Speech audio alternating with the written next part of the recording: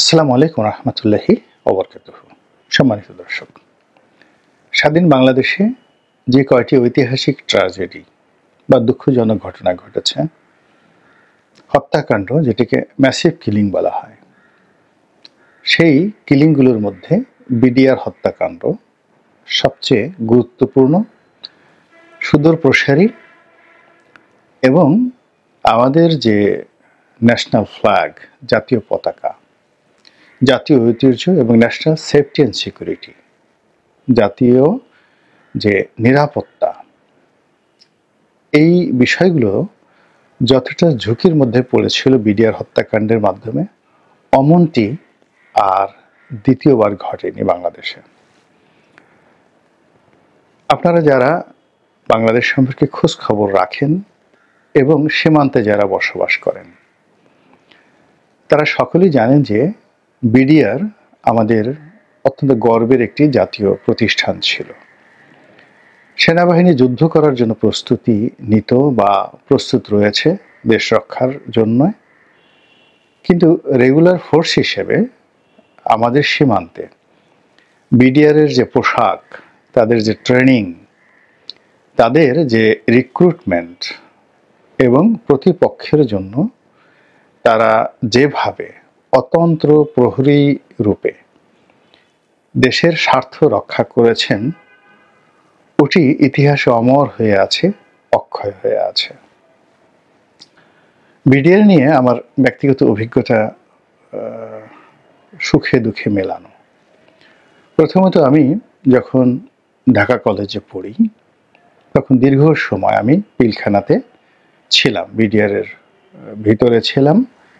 আমার এক আত্মীয় চাকরি করতেন সেখানে, আমি তার বাসাতে থেকে পড়াশোনা করেছি। তো সেই সময়টিতে বিডিআরের যিনি মহাপরিচালক ছিলেন, তারা অফিসার্স মেসে যারা থাকতেন, বিশেষ করে তরুণ মেজর, ক্যাপ্টেন, তাদের অনেকের সঙ্গে আমার একটা হৃদ্যতা গড়ে উঠেছিল এবং সেনাবাহিনীতে যাওয়া কিংবা সেনাবাহিনীকে নিয়ে এক ধরনের নস্টালজিয়া ওই তরুণ বয়সে আমার মধ্যে তৈরি হয়েছিল।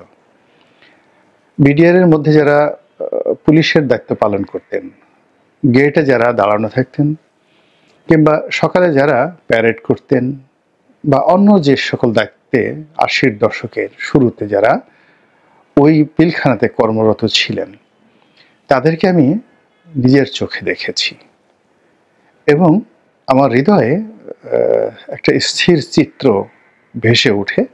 সেই পিলখানার শুনশান পরিবেশ, ভিতরের যে কর্মরত জওয়ানদের দক্ষতা, ডিসিপ্লিন লাইফ, এবং পরবর্তীতে আমি যখন কর্মজীবনে এসেছি, আসার পর বিএসএফ বনাম বিডিআর, তাদের মধ্যে যে রসায়ন, সেই রসায়নে বাংলাদেশের বিডিআরদের যে ঐতিহ্য এবং তাদের যে সুনাম সুখ্যাতি, এটি আমাকে নিদারুণভাবে উদ্বুদ্ধ করত। দ্বিতীয় যে ঘটনা দুঃখের, সেটি হলো এই বিডিআর যে হত্যাকাণ্ড হলো, যেটাকে বিডিআর মিউটিনি বলা হয়, বিদ্রোহ বলা হয়। এই সময়টিতে আমি সংসদ সদস্য ছিলাম এবং যেদিন এই ঘটনাটা ঘটে, ওই দিন সকাল 10টা থেকেই আমি প্রধানমন্ত্রীর যে বাসভবন যমুনা, এখানে ছিলাম। আমার সঙ্গে আরও বেশ কয়েকজন সংসদ সদস্য ছিলেন, তার মধ্যে সাভারের এমপি তৌহিদ মুরাজ্জম, উনি ছিলেন। তারপর নসরুল হামিদ বিপু ছিলেন, কেরানীগঞ্জের এমপি। তো মূলত বিপুর গাড়িতে করে আমি, তারপর মুরাজ্জম, আমরা সকালবেলা চলে আসি। এরপরে একটু পরে ইকবালুর রহিম আসে, নজরুল ইসলাম বাবু আসে,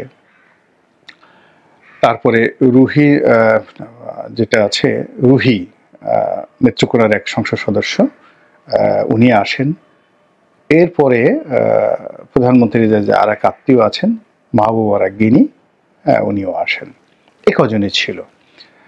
তো নানক বা অন্যান্য মন্ত্রী যারা আছেন, তারা বলতে গেলে সবাই আসেন 2টোর পরে, আর 3 বাহিনীর প্রধান আসেন তারাও 2টোর পরে। আর প্রধানমন্ত্রী 2টো পর্যন্ত, 3টা পর্যন্ত তিনি নিচে নামেননি। নিচে আমরা সবাই বসা ছিলাম। এমনকি দুটোর পরে যখন মঈনুদ্দিন সাহেব আসেন ৩ বাহিনীর বাকি ২ বাহিনীর প্রধান সহ, উনি প্রায় ১ ঘন্টা বসেছিলেন আমাদের সঙ্গেই ওই রুমের মধ্যে। তো এই দৃশ্যগুলো আমার মনে পড়ে এবং এর পেছনে কারণ, নেপথ্য কারণ, ওই দিনে যমুনাতে কি হয়েছিল, এই ঘটনাগুলো আমি মেলাতে পারি না। একটার সঙ্গে একটা মেলাতে পারি না। এই গেল ১। ২ নম্বর হলো যে ওখান থেকে যেটা বলা হয় তাপস গিয়েছে, রুহি গিয়েছে বা জাহাঙ্গীর কবির নানক গিয়েছে, তারপরে সাহারা খাতুন গিয়েছে। এই ঘটনাগুলো পরে ঘটেছে। হত্যাকাণ্ড হয়ে যাওয়ার পরে ঘটেছে। কিন্তু আমি একেবারে সেই বললাম যে সকাল থেকে ৩টে পর্যন্ত আমরা ঠায় ওখানে বসা ছিলাম। এরপর প্রধানমন্ত্রী বললেন যে তোমরা চলে যাও। এরপর আমরা সেখান থেকে চলে আসলাম। তো এই ঘটনা আমাকে ভীষণ রকম বেদনাহত করে। পরবর্তীতে যখন বিডিআর এর নাম পরিবর্তন করে বিএসএফ করা হয় এবং হোসেন মোহাম্মদ এরশাদ সাহেব একটা বক্তব্য দিয়েছিলেন সেদিন পার্লামেন্টে, এবং তিনি যেটা বলেছিলেন যে যখন কোনো একটা বাহিনীতে মিউটিনি হয়, বিদ্রোহ হয়, তখন প্রথা অনুযায়ী সেই বাহিনীটিকে নিষিদ্ধ করতে হয়, বাহিনীর নাম পাল্টে দিতে হয় এবং এটি সর্বসম্মতিক্রমে গৃহীত হয় এবং বিডিআর এর নাম বিএসএফ হয়ে যায়। এই দুটো ঘটনা। ৩ নম্বর যে ঘটনাটি, এটি আমাকে ভীষণ রকম পীড়া দেয়। আমার অনেক কষ্ট ছিল সেই সময়টাতে, বেদনা ছিল।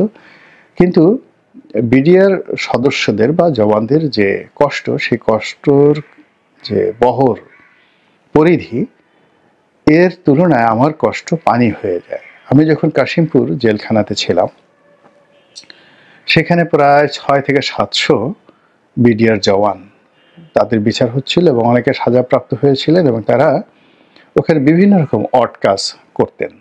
কেউ বাথরুম পরিষ্কার করতেন, কেউ পানির কল পরিষ্কার করতেন, কেউ পানির মোটর ছাড়তেন, কেউ আমাদেরকে সেবা করতেন, কেউ হয়তো ঘাস কাটতেন। অসাধারণ রিক্রুটমেন্ট। তারা সবাই সুন্দর, এত তাদের ব্যবহার, আচার আচরণ, যখন তাদেরকে দেখতাম এবং অনেকে আমার সঙ্গে আলোচনা করতে আসতেন এবং অনেক কথা বলতেন, এবং সবারই একই কথা যে এটা কেন হলো আমরা জানি না, কেন বিচার হচ্ছে তাও জানি না, কেন জেলখানাতে আছি তাও জানি না, হঠাৎ করে কিভাবে ঘটলো জানি না। এভাবে একজন দুইজন নয়, অন্তত আমি 50 দিনে না হলেও 500 জন বিডিআর জওয়ানের সাথে কথা বলেছি। একজন লোককেও কৌশল করে, আমার যত বুদ্ধি আছে, কৌশল আছে, সব চেষ্টা করেও তাদের ভিতর থেকে, চোখে মুখের অভিব্যক্তি থেকে আমি একটা শব্দ বা একটা ইঙ্গিত বের করতে পারিনি যে এটি একটি চক্রান্ত ছিল যার সঙ্গে এই জওয়ানরা জড়িত ছিল।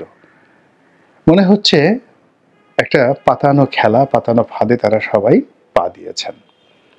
তো এই ঘটনাগুলো আমাকে ভীষণ রকম আহত করে। পরবর্তীতে 2014 সন থেকে একেবারে 2024 সন পর্যন্ত সীমান্তে যেভাবে বিএসএফ মার খাচ্ছিল, তারপর 2014 সনের পর থেকে যেভাবে বিএসএফ একটা কমার্শিয়াল বাহিনীতে পরিণত হয়ে গেল, অর্থাৎ এখন তাদের ব্যবসা করতে হবে, তাদের মার্কেট নির্মাণ করতে হবে এবং তাদেরকে ব্যাংকের মালিক হতে হবে, এবং বুর্জোয়া যে রাষ্ট্র ব্যবস্থা, সে রাষ্ট্র ব্যবস্থা একটা বাহিনীকে ধ্বংস করার জন্য যেভাবে তাদেরকে লালায়িত করা হচ্ছে, ঠিক তার সব জিনিসগুলোই, যেহেতু আমার বাসা পিলখানার একেবারে পেছনে, ধানমন্ডি ১ নম্বর রোডের পেছনে, কাজেই আমি এই বিডিআর এর পরিবর্তে যে বিএসএফ হয়েছে সেটির কর্মকাণ্ড দেখতে পাই। এটা অ্যাবসলিউটলি এখন একটা বাণিজ্যিক প্রতিষ্ঠান এবং শেখ হাসিনার জামানাতে এটা তাদের একটা পেটোয়া বাহিনী, আওয়ামী লীগের একটা পেটোয়া বাহিনী হিসাবে মূল কাজই ছিল সরকার বিরোধী লোকদেরকে পেটানো, এবং সীমান্তে তারা অনেকটা দুর্বল আচরণ করেছে সরকারের নির্দেশে। তো জুলাই আগস্ট বিপ্লবের পর এখন সবকিছুতেই একটা পরিবর্তনের ছোঁয়া লেগেছে।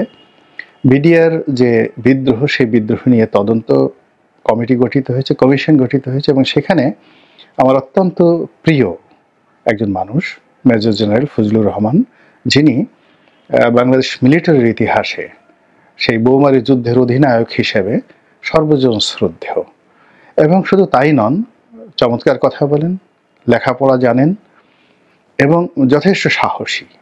তার যথেষ্ট বয়স হয়েছে, টেলিভিশনে আমার সঙ্গে তার কখনোই সরাসরি কথা হয়নি, কিন্তু তার বক্তব্য শুনে আমি আশাবাদী হই। তো তো সেই ভদ্রলোককে প্রধান করে বিডিআরের যে হত্যাকাণ্ড, এটির ব্যাপারে একটি তদন্ত কমিটি, উচ্চ ক্ষমতা সম্পন্ন তদন্ত কমিটি করা হয়েছে। আমি এর সফলতা কামনা করি।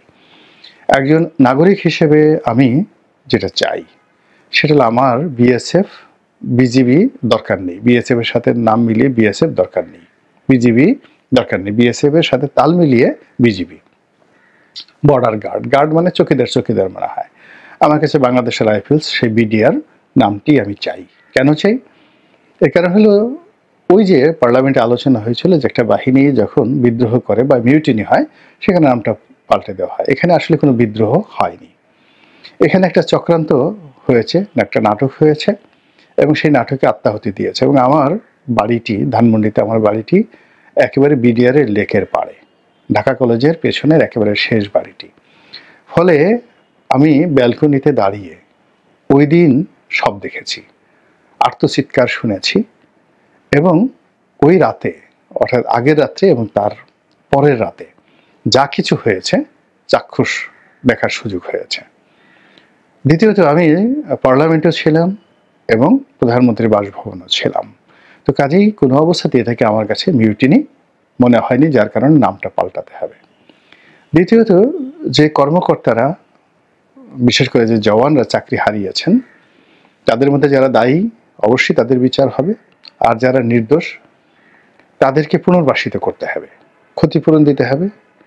এবং অন্য যে কোনো বাহিনীতে হোক, যে কোনো সরকারি অফিস হোক, তারা ওয়েল ট্রেন্ড, তারা বিশ্বস্ত, তারা অনুগত, তাদেরকে আমাদের কাজে লাগাতে হবে। এমনকি আমরা যদি পুলিশের ট্রাফিক বিভাগে এই সকল জওয়ানদেরকে দেই, তারা এখন এই পুলিশের মনোবল বৃদ্ধিতে অনেক সহযোগিতা করবে। কাজেই যদি এই সংক্রান্ত বিষয়ে তাদেরকে পুনর্বাসিত করার ক্ষেত্রে, ক্ষতিপূরণ দেওয়ার ক্ষেত্রে সরকারের ফান্ডের দরকার হয়, জনাব ফজলুর রহমান যে কমিশন গঠন করেছেন, তিনি যদি সাহায্য চান, জনগণের সাহায্য চান, সবাই সাহায্য করবে, আমি করব। এবং শুধু যেন তেন না, আমি একটা ভালো অ্যামাউন্ট সাহায্য করব এদেরকে পুনর্বাসন করার জন্য। কিন্তু আমি চাই যে তারা ভালো থাকুন এবং আমাদের দেশের একটি ঐতিহ্যবাহী বাহিনী আবার সগৌরবে ফিরে আসুক, আবার গর্জে উঠুক বাংলাদেশের রাইফেল। আসসালামু আলাইকুম রহমতুল্লাহি ওয়া বারাকাতুহু।